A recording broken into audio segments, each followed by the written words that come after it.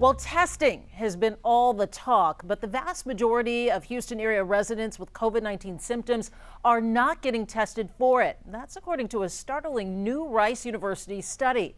The study also found the economic impact of the pandemic is not equally shared among the city's ethnic groups. Jason Miles has a closer look. Testing, testing, testing. It's a phrase we've heard repeatedly amid the COVID-19 crisis, and many have heeded the call. A short throat, very weak. I just want to sleep. But according to a newly released Rice University survey of 4,000 people, most with symptoms have not been tested. There were 1,095 people who said that they had experienced fever of some type.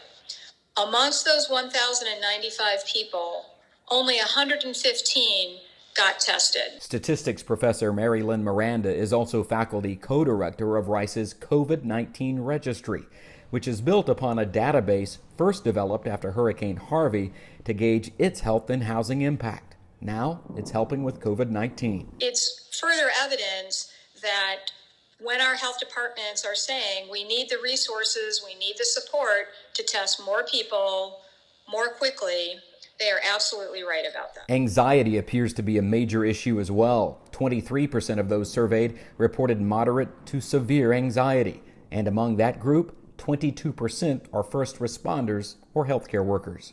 As for the economic impacts, between 7% and 10% of all households said they're having difficulty paying rent or other bills.